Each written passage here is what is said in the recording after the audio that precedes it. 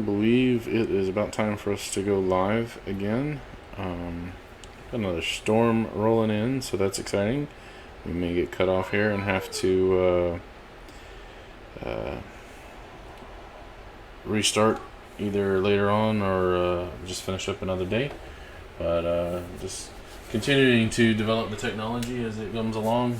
Very excited to have everyone here and have some interesting things going on. We're going to be in Exodus 34 today, and give a couple of minutes for people to get on. Got a couple already, but it's been a good study, an interesting study, and I've actually got a couple of extra articles up on Swordmaster Publications, based on questions that have been asked, and then those studies spurring other studies and whatever. I just put one up on the foundational premise of the Latter-day Saints. So if you want to go over to my website there, swordmasterpublications.fandom.com, look under the thematic articles. You can read that there. So, good times. Hey, Stephen, welcome aboard. So, got my phone up here to see who pops on.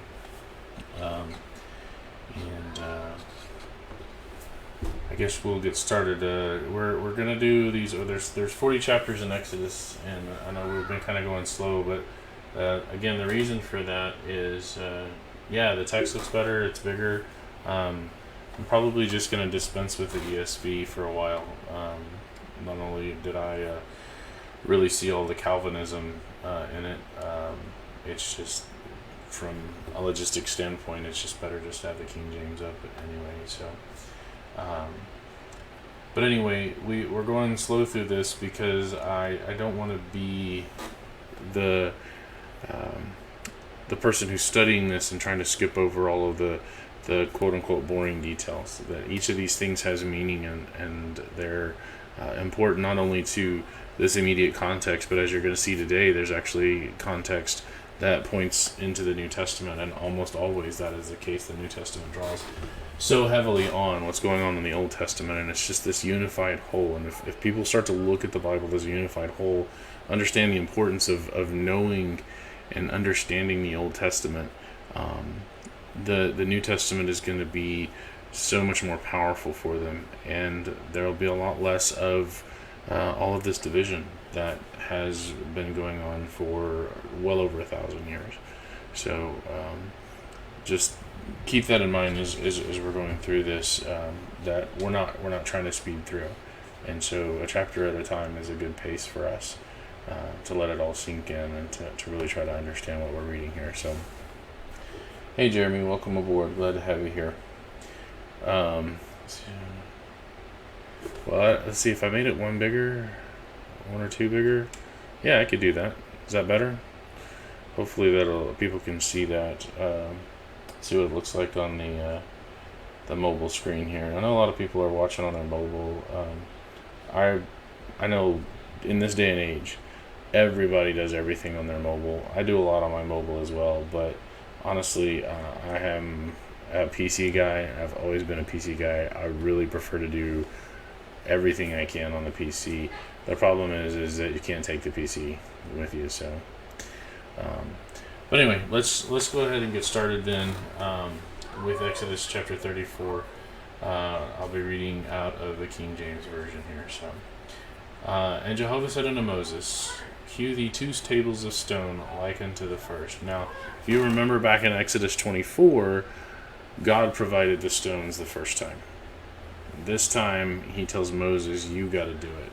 And I think, again, this is emblematic of not only the separation that God is putting between himself and specifically the Israelites, but more generally humanity.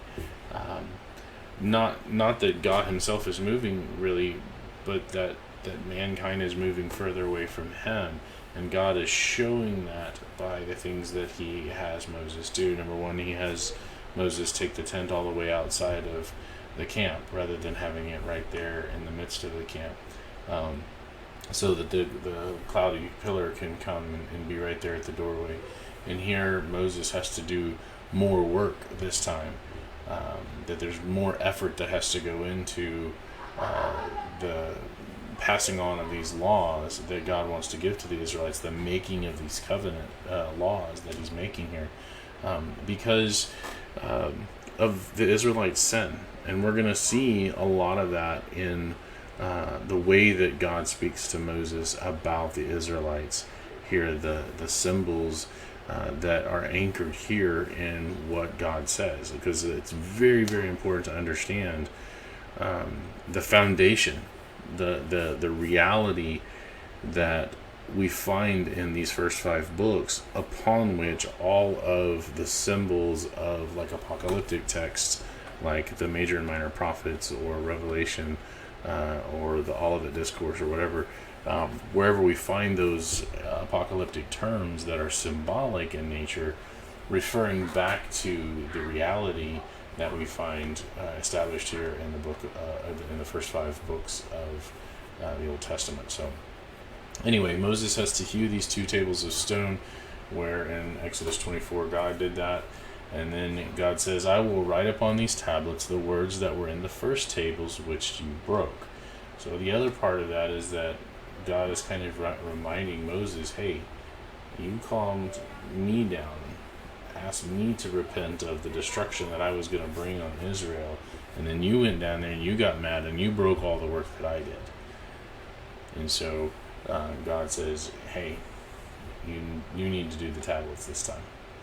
And it's a reminder to Moses that Moses himself is not perfect. That, even though he wasn't a part of the golden calf debacle, there's a part of Moses that is in need of God as well. So anyway, verse 2, he continues, and be ready in the morning, and come up in the morning unto the Mount Sinai, and present yourself there to me in the top of the mount. So remember, they're camped by Mount Horeb, but they're also near enough to Sinai that Moses can go back up into Mount Sinai, where he had been before, to receive the writing of this covenant. So in the morning he had to go up, and he had to go to the top of the mountain. And just as before, no man shall come up with you, neither let any man be seen throughout all the mount, neither let the flocks nor herds feed before that mount. So nobody was supposed to come near it, even the animals. And so Moses hewed 2 tables of stone like the first, and rose up early in the morning, and went up to Mount Sinai, as Jehovah had commanded him, and in his hand the 2 tables of stones. Okay, so Moses has to climb all the way up to the top of the mountain with these 2 tables of stone. Don't know the dimensions of these stones, don't know how heavy they were. They were big enough, broad enough, wide enough that they could carry basically 40 days worth of God giving commandments to Moses. I believe that the stone tablets contained the laws, all of the laws that were the covenant laws that the Israelites had to obey, the civil laws and the spiritual laws, everything that pertained to Israel, not the writing or the descriptions of what's going on. That's what we see here in the book of Exodus, the writing on parchment or whatever that was handed down. I believe that these are the Old Testament, the writings that Moses gave us by inspiration of God. I believe that those are inspired, that those are the Old Covenant, that those are the Old Testament. But the stones contained only the laws themselves. And I think that's an important distinction to have here, that Moses doesn't spend 40 days and 40 nights up there on the mountain writing Genesis through Deuteronomy. He spends 40 days and 40 nights up there receiving just the laws that we see contained within Genesis through Deuteronomy. And that's an important distinction. The whole of those 5 books, the Pentateuch, the Law of Moses, as we sometimes call it, Moses wrote by hand during those 40 years of wandering. He did not write them during the 40 days that he's up on Mount Sinai the second time on stone. It's a technical distinction, but it's an important one to understand.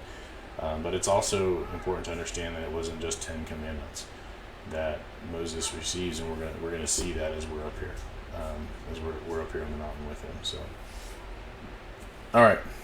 So He's up in the mountain, up at the top of the mountain. He's got the 2 tables of stone. In verse 5 it says, Jehovah descended in the cloud and stood with him there and proclaimed the name of Jehovah. Again, we have this proclamation of the name of Jehovah. I've talked about that a number of times. The name Jehovah is super important. It is not something that we should hide. It is something that we should proclaim, that we specify which God we're talking about here. We're not talking about Zeus. We're not talking about Thor. We're not talking about Buddha. We're not talking about any of these other specifically named fake gods. We're talking about the one true and living God, and his name is Jehovah, at least in the Latin and English. Yahweh, if you want to get into Hebrew, the language isn't the problem, but the saying of the name in whatever language you happen to speak is what's important. His name is not God. His name is not Elohim. His name is not Adonai. Those are descriptive titles.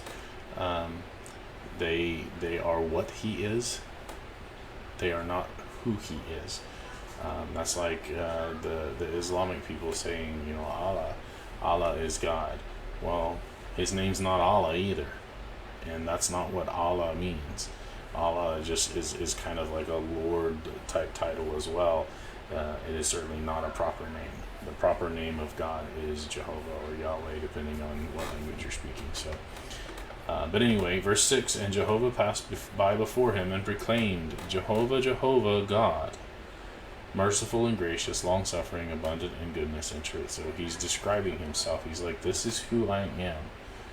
All right, Moses, you need to understand that. And this isn't all of who he is, but this is who who God is, who Jehovah is, in terms of the Israelites and their sin that they're going to be talking about here.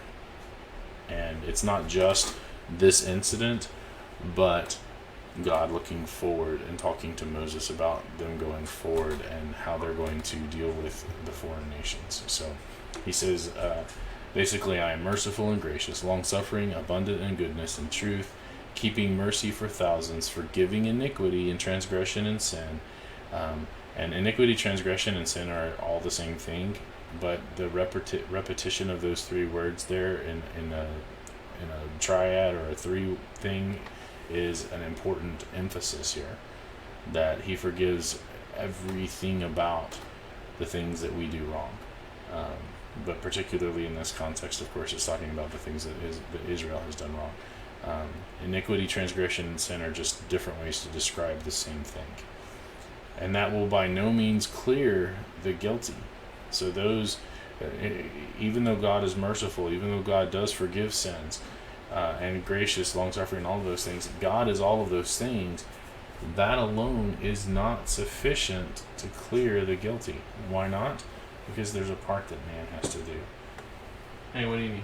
With Motion Plus. You got the Motion Plus? Okay, cool. Yeah, we just got a new Nintendo Sports thing in, so...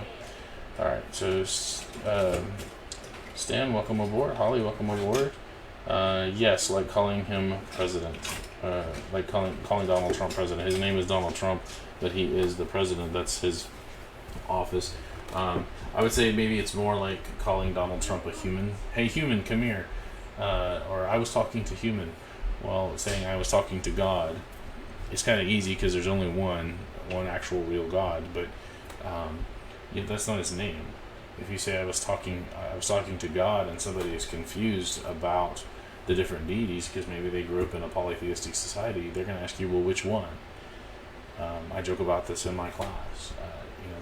Somebody will speak out and I will say God, and frustrated with somebody or frustrated with a test question or something like that, and I'll be like, hey, we do not talk about Thor in this classroom. And they'll look at me funny and they'll, what are you talking about? Oh, did you mean a different God? And eventually they'll catch on, and they be like, oh yeah, the God of the Bible. What's his name? And they don't know. So that's interesting. Go talk to Mo. So anyway, but yeah, kind of like that, Stephen. Thank you. Let's see, is this thing? Yeah, there we go. So God is all of these things, but God says that this is not sufficient to clear the guilty, those who are not forgiven, there's a consequence they have for not being forgiven. Well, what does it take? If God is all of these things, if God is merciful and gracious and long-suffering, abundant in goodness and truth, keeping mercy for 1,000, forgiving iniquity, transgression, and sin, well, how can there be still guilty people? And this goes to the idea of somebody saying, well, I do this, but God is a loving God, and so He'll forgive it. Or, I've done this horrible thing, but it doesn't matter because God is gonna let me slide because He's a loving God. One of the big ones right now is the homosexuality. Everybody's trying to say, well, God accepts everybody as they are, and so because God is loving, He's going to accept my homosexuality, and I can continue in homosexual activity, and the loving, gracious, merciful God is just gonna accept me as I am, and that's not how it works at all. There are things that God demands of us before that mercy and that grace is applied to us individually. And so what He says is these things don't clear the guilty, and because it doesn't, He is going to visit the iniquity of the fathers upon the children, upon the children's children, unto the third and to the fourth generation. All right. So first of all, let's talk about what is required. What is required is obedient faith, doing the things God has commanded. And that's what this whole chapter is about. That's what this whole context of Exodus and moving forward through Deuteronomy is about, is mankind doing what God has said to do. What has He been saying this whole time? Be sure to build it according to the pattern that I showed you in the mount. Why does God keep saying that? Why is that so important? It's important because God is our creator and He knows what's best for us. And so when God says, I'm going to offer you all of these things, in spite of your sin, I'm going to offer you mercy, I'm going to offer you grace, I'm going to offer you long suffering, I'm going to offer you goodness and truth, I'm going to forgive your sins, here's what you have to do to get that. And so many people, many people in all of the denominations practically say that I don't have to do anything. In fact, it is something I cannot do. And they'll go to places like Ephesians 2, 8, and 9, and they'll say, see, it says not of works. When they do that, when they strip that verse out of its context, and they leave out places like James 2:24, which says that you're justified by works and not by faith only, they're setting up a contradiction. If they understood Ephesians 2 properly, those works, oh my goodness, I had some sunflower seeds and my throat is salty. Excuse me. So the context of Ephesians 2 is works of the law of Moses. You can't go back, because that's what Paul always was writing about that. In almost all of his letters, he's writing, stop listening to the Judaizers, stop trying to go back to the law of Moses, stop trying to go back to those works, because those works of Moses cannot save you. And that was the weakness of the old law, and that's why there had to be a transition into the new law. So what is required to clear the guilty? All of the things that God offers, first of all, because we can't do it by ourselves. But God demands obedient faith. And without that conduit, there's no flowing of grace into our souls to be applied just to save us. I have another article up. I've got one, What is Grace? But I have a companion article to that called Cause and Conduit. The cause of our salvation is God's grace, but the conduit through which that cause flows is our obedient faith. And I compare grace to electricity. You got electricity available to you at the wall, and I got a toaster and I want to toast my toast, and it's electricity that does the toasting. Ultimately, it's the energy that supplies everything that I need to toast the toast. But the electricity does no good if I don't plug in the toaster. I got to have that cord plugged into the wall, and so that cord, that conduit through which the electricity flows, is obedient faith. And so here again, this is what God is talking about. In addition to that, this passage, talking about visiting the iniquity of the fathers upon the children's children, into the third and fourth generation, is used by the Calvinists to say, see, look, this here is hereditary depravity. Right? Hey, Tracy, welcome aboard.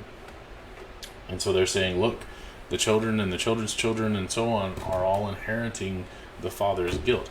But that's not what this passage is saying. First of all, if it is true that this is what this is saying, then inheritance only lasts for the third or fourth generation. And after that, we no longer have inherited sin. So we can't possibly have Adam's sin, because Adam was more than 4 generations ago from us.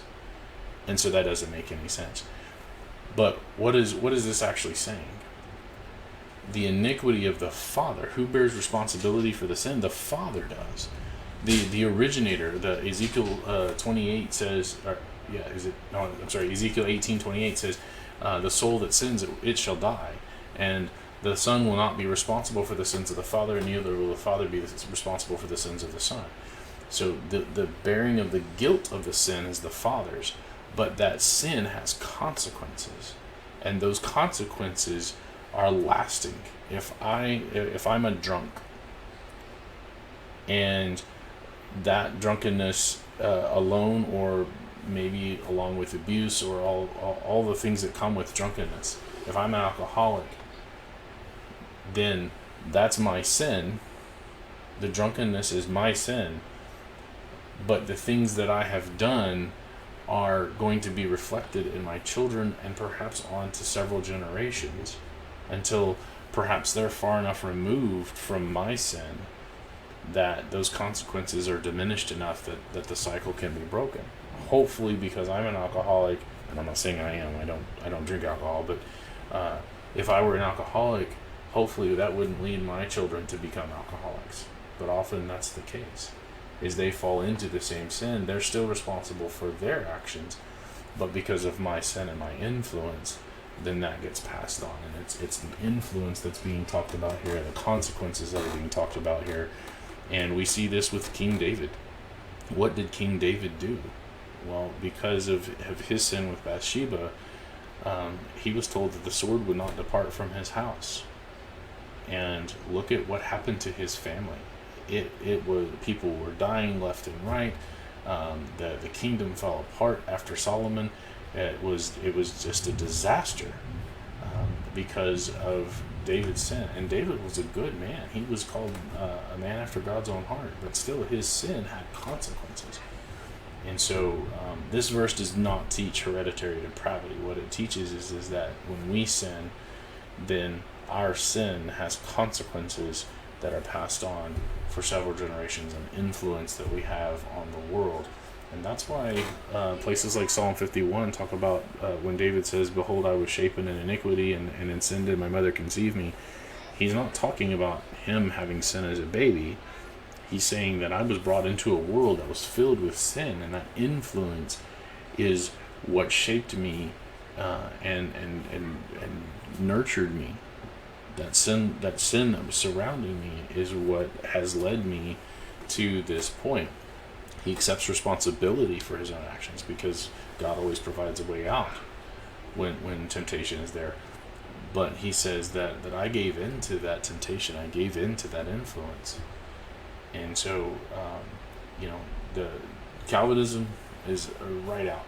And every time there's a proof text that comes up, I'll answer it. But the idea is that we need to be careful with our own sin. And number one of the most powerful things we can do is, when we do sin, and our children are aware of it, is to talk about it with them.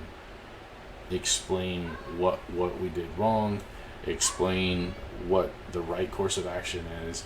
Explain that I did this sin, and I'm going to repent of this sin, and what that means. It means for me to turn away from what I did that was wrong. And if you set that example, then even though you sinned and there might be consequences to that, you also have a silver lining, in the sense of using that as a teachable moment, and you can teach your children how to turn away from sin, and that's as important as anything. So, all right, let's move on to verse 8. And Moses made haste, bowed his head toward the earth, and worshipped. So God tells him all of these things, and Moses acknowledges God is worthy of worship. And he said, "If now," this is Moses speaking, "if now I have found grace in thy sight," and this, O Lord, here these two words are Adonai. It says, "I have found grace in thy sight, O Lord. Let my Lord, I pray thee, go among us." Remember, God said, I'm not going with y'all anymore. I'm going to send an angel, but I'm not going. So Moses is iterating his request, "Please come with us, for it is a stiff-necked people, and pardon our iniquity and our sin, and take us for your inheritance." So Moses is like, "Please, God, go with us. Please do what you originally intended." And this is kind of the same prayer that Daniel prays. In the book of Daniel, you'll read that Daniel prays for his people. And he talks about, take away our sin, because they've been in Babylonian captivity for a long time. And Daniel's like, "God, please take away our sin. Bring us back. Let us be your people again." And so we see that echoed here, or we echoed in Daniel from here. Okay, and he said, and this is God speaking, "Behold, I make a covenant." Okay, this is a promise. This is a contract. This is a testament. He says, "I'm making a covenant before all thy people. I will do marvels such as not been done in all the earth, nor in any nation. And all the people among which you are shall see the work of Jehovah." In other words, he's going to work through them, and all these awesome, powerful things. It says, "For it is a terrible thing that I will do with thee." The ESV says awesome. The idea here is it's a powerful thing that he's going to do, not necessarily a bad thing, I guess, depending on which side of this sword you're going to be on. But all the nations are going to look, okay, and they're going to see this is what a real God can do for his people if they are faithful. And they're going to see that. And his name is not going to be hidden. His name is going to be known throughout the world because of this. And it becomes so. And when we get to David and we get to Solomon, we see the whole world is coming to see the wonder that is that is Israel. All right. So we're talking about the covenant. We're talking about the Old Testament here, and it's important to understand the distinction between this covenant and who it's with, and the new covenant and who that's with. And we'll get more to that in a little bit. "Observe thou that which I commanded thee this day. Behold, I drive out before thee the Amorite, the Canaanite, the Hittite, the Perizzite, the Hivite, and the Jebusite." So God's going to drive them out. And then he says, "Take heed to yourself, lest you make a covenant." This is a contract, and might call it a treaty, "with the inhabitants of the land where you go, lest it be for a snare in the midst of thee." And so God is saying, when you go into this promised land, you are not to make any deals with these wicked nations, because they will become a snare to you. They will entrap you. They will draw you into their culture. They will draw you into their religion. I don't think anybody's up here with me. That's not a good thing. Check the garage, perhaps. Or Cade's room. She'll go out soon. Hey, Rusty, welcome aboard. So, anyway, the statement here that God is making is don't corrupt yourself with the wicked nations that are going to be in the promised land where I'm sending you. And I hold a very unpopular thought on this. I have drawn it largely from Daniel 2, where it talks about the iron mixed with miry clay, but it's throughout the entire Old Testament talking about Israel remaining pure. And could focus a little bit on America. America used to be a melting pot, and what the melting pot was is we would take all of the best from all of the immigrants that were coming in. We would take the best from their culture, the good, the positive, the contributions that they would have to offer. And then part of what America was is they would they would cast off the negative parts of their culture. And we weren't a multicultural nation. We were a singular nation. We had an American culture that was informed by all of the good parts of all of these cultures from around the world, but it was a melding into a singular alloy, a singular culture, and we were united. And yeah, there were some hiccups along the way. I get that. But we're not that anymore. We've become hyphenated Americans. We've become a mixing pot, not a melting pot. And it is tearing us apart. And we are allowing the good in with the bad. And we're no longer a singular culture. We are lifting up this idea of multiculturalism, basically the idea that we can be all of these different nations living here under the same laws, and it doesn't work that way. It didn't work for Rome. Rome had 10 tributary kingdoms, and Rome was like, you can keep your culture, you can keep your religion, as long as you pay your taxes and let us build our roads, we don't care. You do whatever. And it tore Rome apart. It completely destroyed them. Starting in the 1st century and then through the next 3 centuries or so until Rome itself broke in half.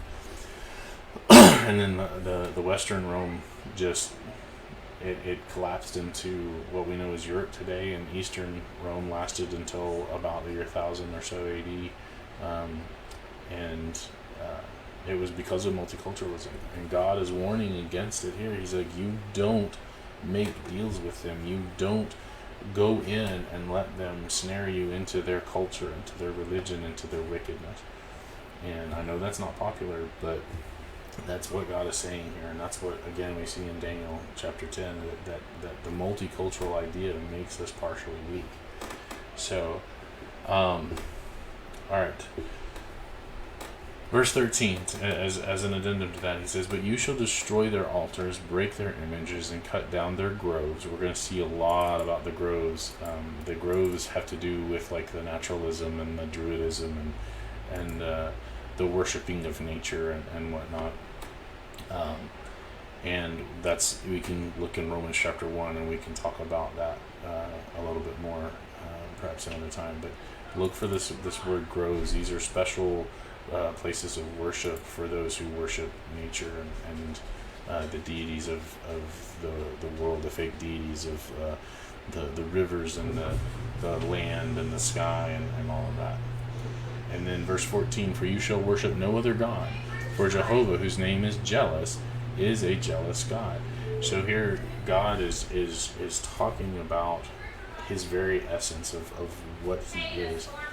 He says that I am jealous, and he has a right to be.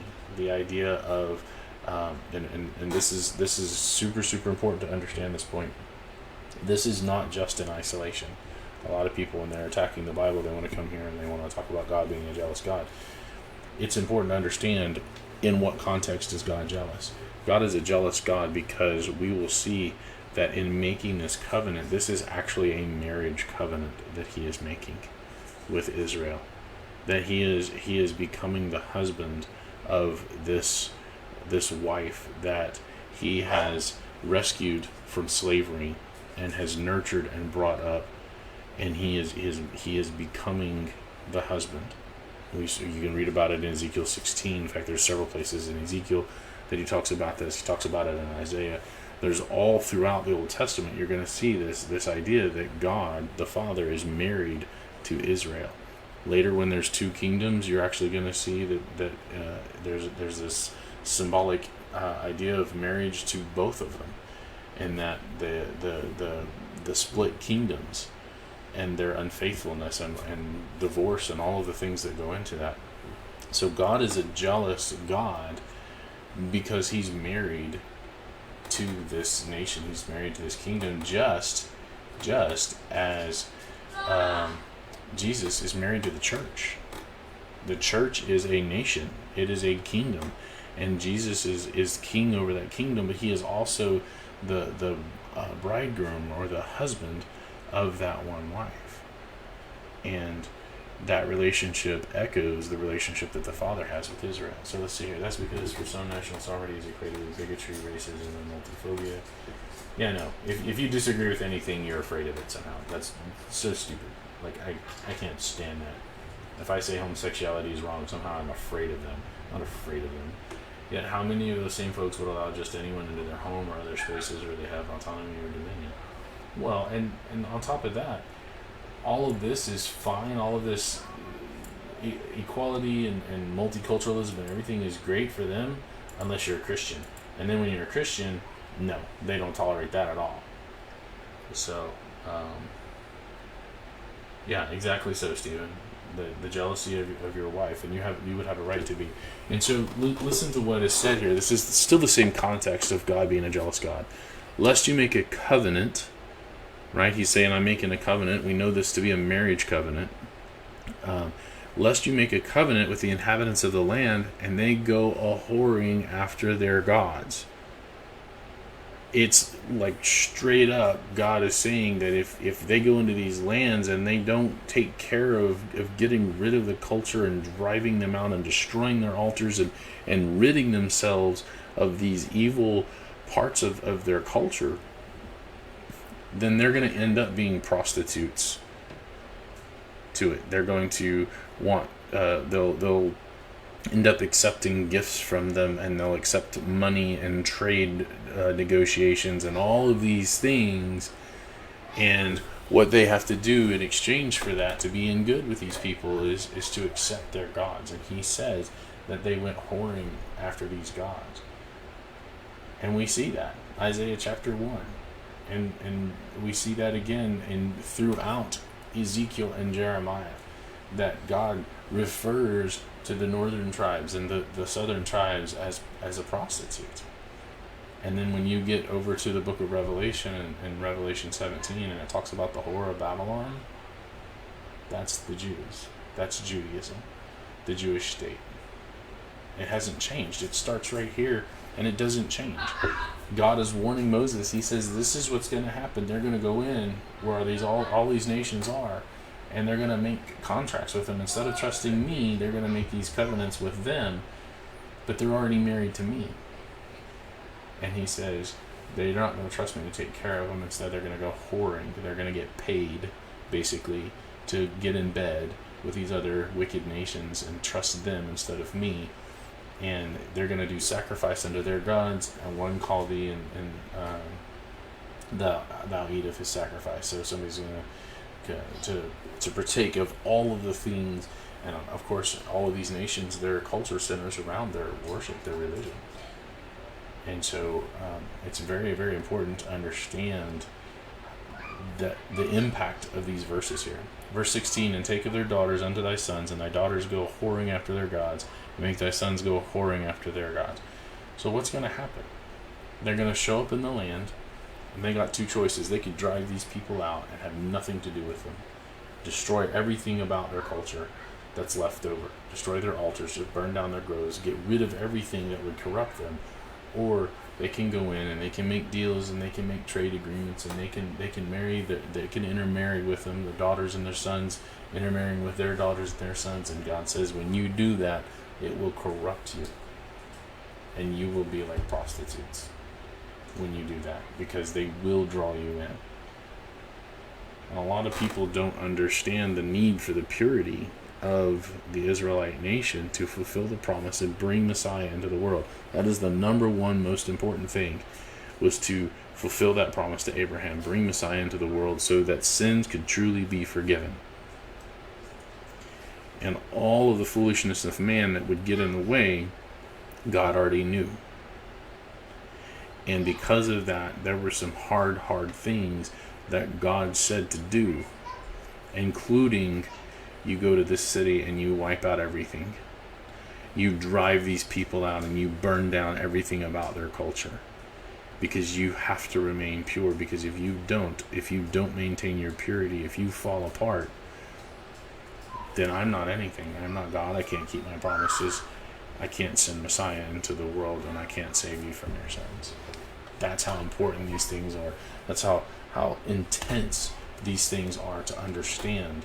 And a lot of people can't. They don't grasp these things, and because of it, all they see is a mean old man. A mean old sky daddy is what I've heard him called. And he's just out there killing everybody. And because they don't understand the depths of what's going on here and how important it was, that nothing mattered more than bringing Messiah into the world.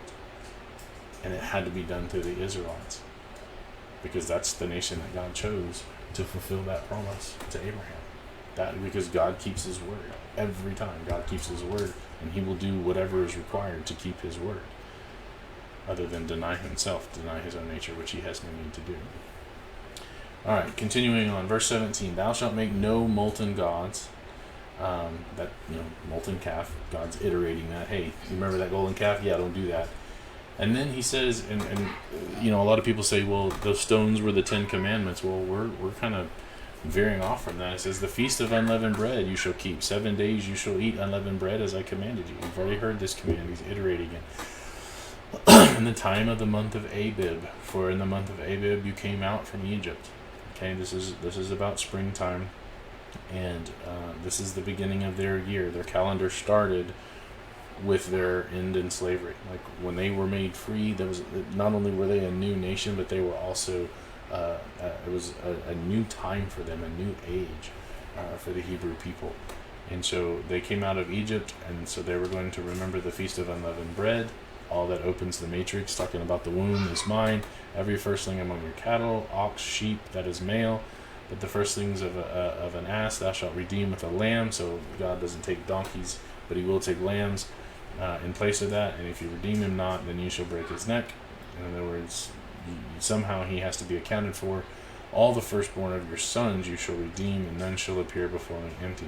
So this idea of God does not require child sacrifice. He does not like child sacrifice. It's an abomination to him.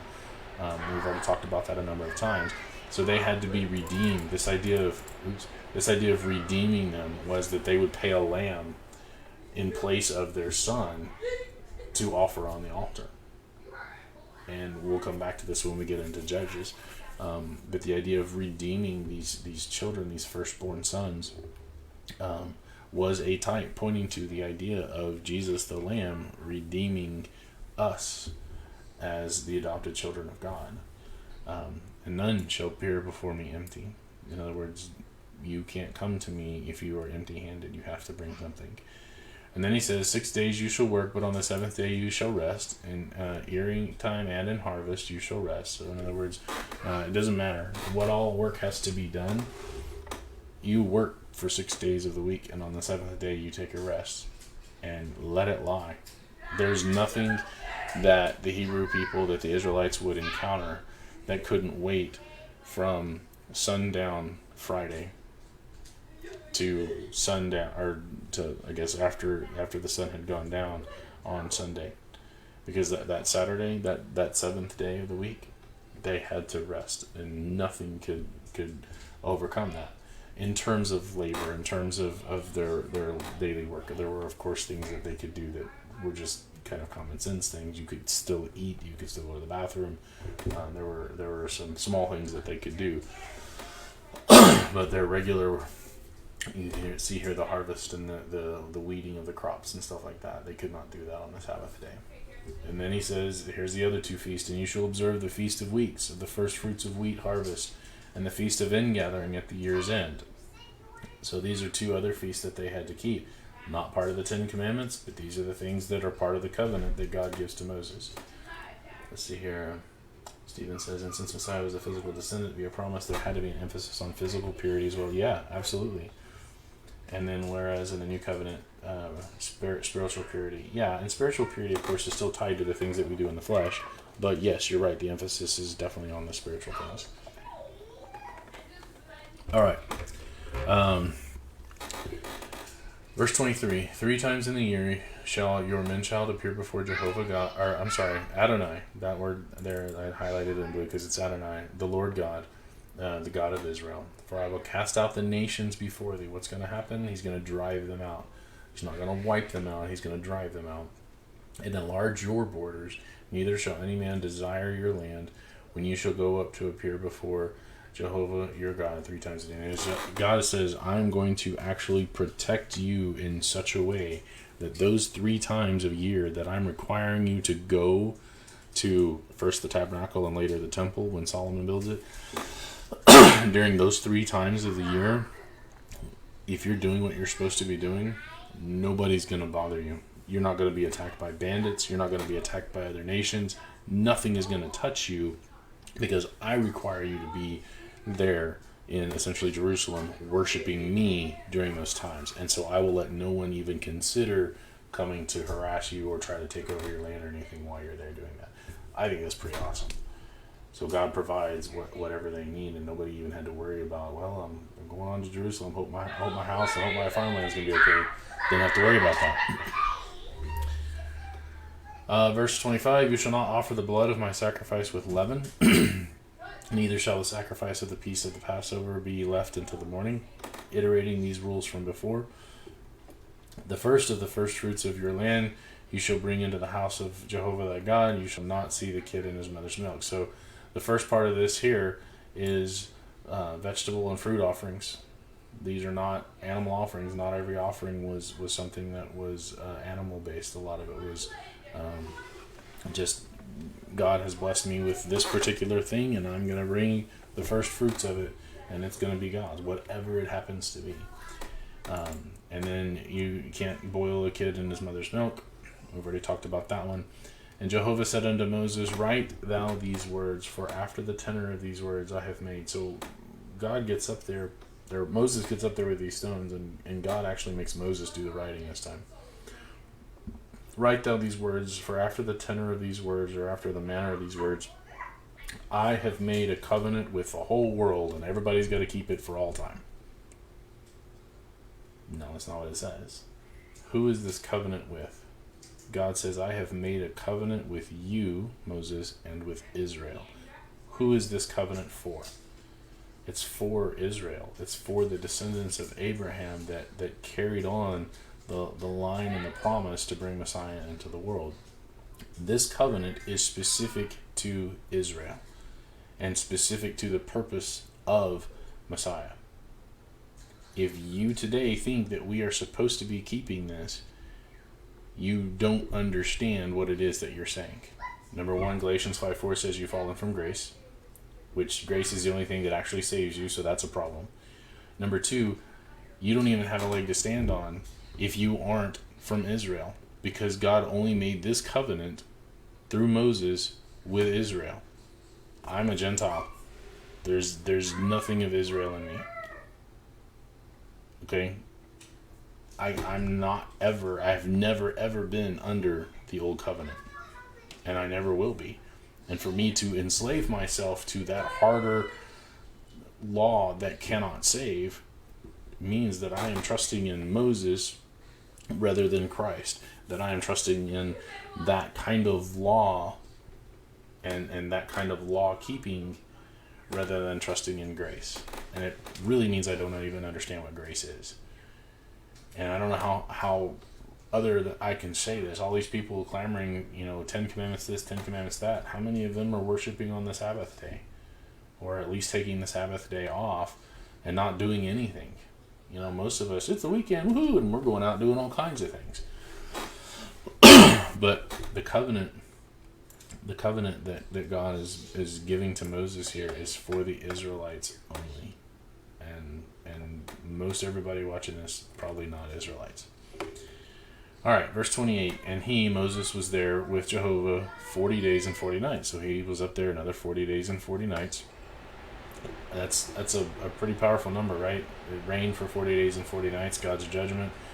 Moses was up there 40 days and 40 nights the first time. He's up there 40 days and 40 nights again. It didn't take him 40 days and 40 nights to write 10 commandments. 40 days and 40 nights was all 600 of them. He did neither eat bread nor drink water.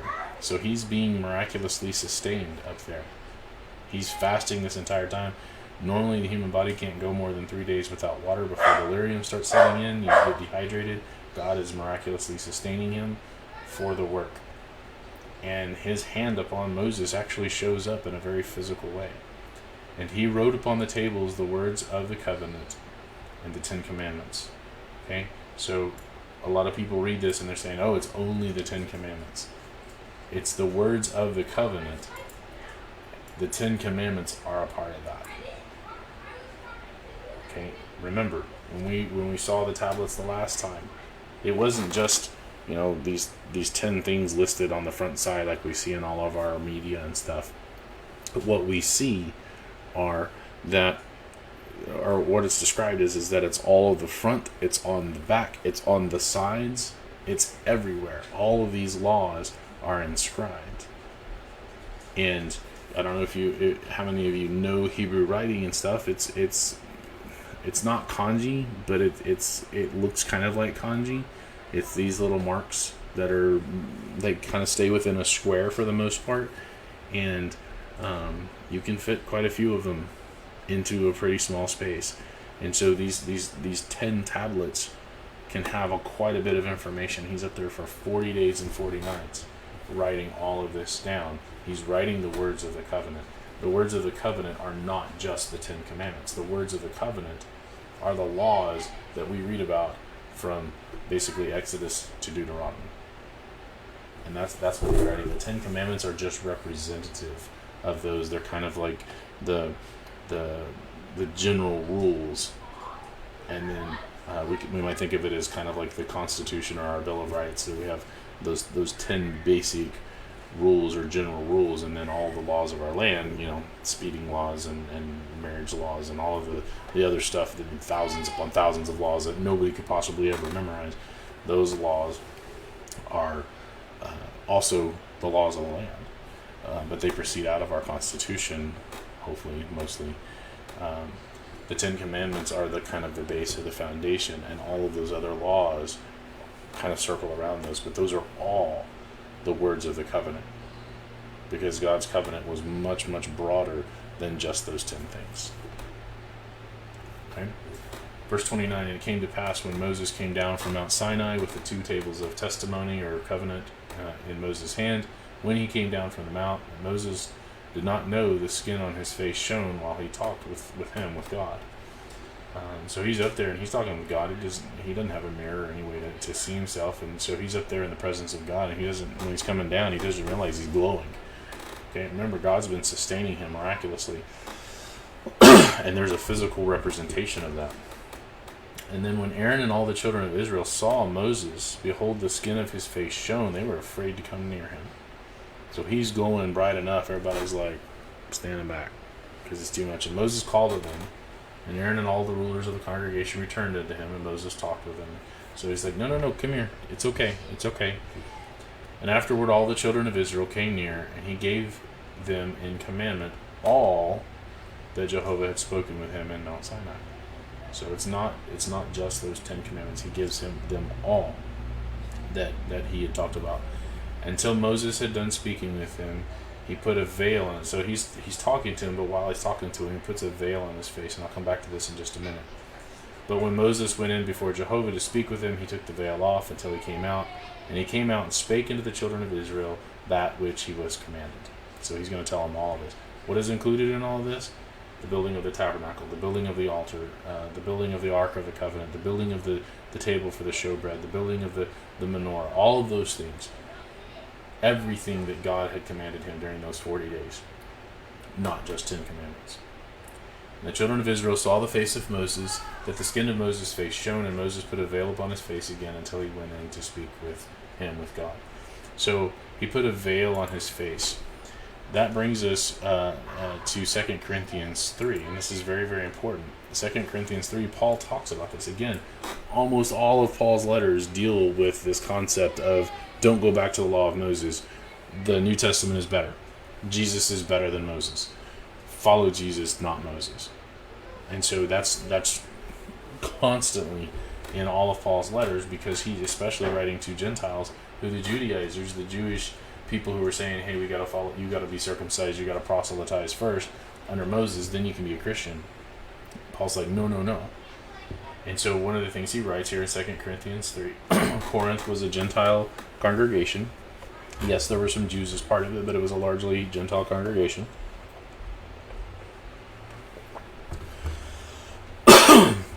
Paul's writing to them, hey, you don't have to follow Moses. And so he talks about this, about the law, who has also made us able ministers of the New Testament, the New Covenant, not of the letter, but of the Spirit. He's comparing the two things. The letter here is talking about Moses versus the Spirit, which is Christ. For the letter killeth. What does the law of Moses do? The only thing it can do is condemn. If you don't live by it perfectly, you're dead spiritually. But the Spirit, the New Covenant, the New Testament, is able to give life because it's based on better things, including it's based on the sacrifice of Christ rather than just animals. And so Paul writes, "But if the ministration of death, written and graven in stones, was glorious, so that the children of Israel could not steadfastly behold the face of Moses for the glory of his countenance, which glory was to be done away." Okay, so what Paul is saying here is, look, when Moses got the old covenant from God, it was a glorious thing. So much so that Moses was glowing and they couldn't look directly at him. He had to have a veil over. But that glory would be done away. It wasn't a permanent thing. It was a temporary thing. Yeah, exactly. So, Stephen. Stephen's quoting Galatians 4, and he's talking about the two women there, the Jerusalem above and the free woman versus the bondwoman and stuff. Yeah, some great verses. Y'all read what Stephen's posting up here. He's definitely posting some great verses that relate to this. But anyway, so Paul writes that the glory of the Old Testament was going to be done away with. Well, that's already happened. We're not under, nobody, not even the descendants of Abraham today, are under the law of Moses. It was done away with at the cross. He says, "How shall not the ministrations of the Spirit, that is the new covenant, be rather glorious?" In other words, more glorious than what the Old Testament was.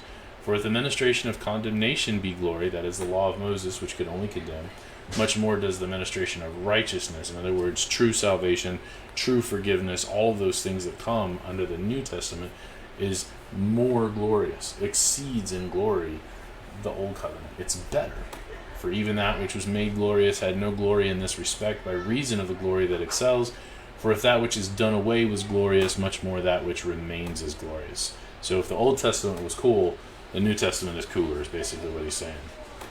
"Seeing then that we have such hope, we use great plainness of speech." I'm going to talk to you plainly, is what he says.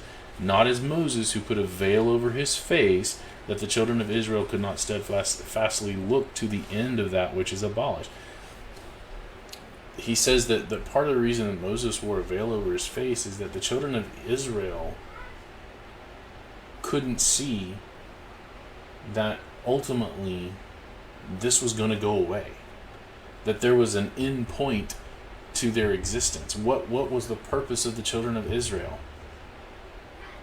Their purpose was to bring Messiah into the world. Once they reached that point, their purpose as a separate nation ended. And he says that they could not see the end of this covenant. They could not see the end point. They didn't understand it. But their minds were blinded, for until this day remains the same veil untaken away in the reading of the Old Testament, which veil is done away in Christ. I mean, it doesn't get any plainer than that. Everybody who is looking to the Old Testament and saying, we got to follow the Old Testament. I have so many friends that want us to go back and follow Moses to this extent or to that extent. They're well-meaning people, but they are so wrong in wanting to go back to that, because the Bible is very clear that the Jews of Paul's day were blinded. Why were they blinded? Because for them, the veil wasn't taken away. They still did not understand what they were reading when they read the Old Testament. One of the reasons I'm going through this Old Testament series is so that hopefully I can help some people understand the reality of the Old Testament. What was its purpose? Its purpose was only to preserve the Israelite nation, to bring Messiah into the world. That is it. And if people don't get that, if they don't truly understand the purpose of the Old Testament, they're just as blind as the first century Israelites, the first century Jews, because the veil is done away in Christ. The mystery, the lack of understanding, all of that was taken away in Christ. He explained every bit of it. He explained, I am the Messiah. I take away the sins of not just the Israelites, but the whole world. The Gentiles could be saved too. I am the culmination or the answer, the promise fulfilled to Abraham. It's what Paul is saying. But even unto this day, when Moses is read, the veil is upon their heart. The Jews still did not understood. Nevertheless, when it shall turn to the Lord, the veil shall be taken away. In other words, there's a time coming and it was coming fast. It happened very shortly, within a couple of decades. Now the Lord is that Spirit, and where the Spirit of the Lord is, there is liberty. So in the New Testament, there is freedom that they didn't have under the Old Testament, because the New Testament is better. Why would anybody want to go back to the worst law? Why would you want to go back to the rule of King George under Britain when the Constitution of the United States is so much better? Why would you want to go back to Moses, which could only condemn you, when the law of Christ is so much better because it can save you? That's what Paul is saying. That's the importance of this scene here with the veil. It goes all the way back here to Exodus chapter 34. This is written in Hebrew. Yes, exactly so. Thank you, Stephen. All right, that's all I got for today. I've gone an hour. This one was a little bit longer, actually right at an hour, but there was a lot here. There was a lot of thickness in this particular place, and a lot of things that needed to be called out. Again, I'm not trying to speed through this at all. I want there to be understanding. If you have questions, you can either ask them here in the video, or you can send them to me privately. I know I sometimes get a little worked up. I get intense. I'm not angry. I'm just passionate. And I hope this has been beneficial. It certainly is for me. Every time I go through these passages, every time I study and prepare for this, and then even during these presentations, more and more opens up in my understanding, and knowledge grows about what's going on in the Word of God. So if you found this beneficial and you think somebody else would find it to be so, please share this. It'll be up on YouTube soon enough. Thank you for tuning in, and thankfully the storms did not see fit to knock out the electricity, so you guys have a wonderful day.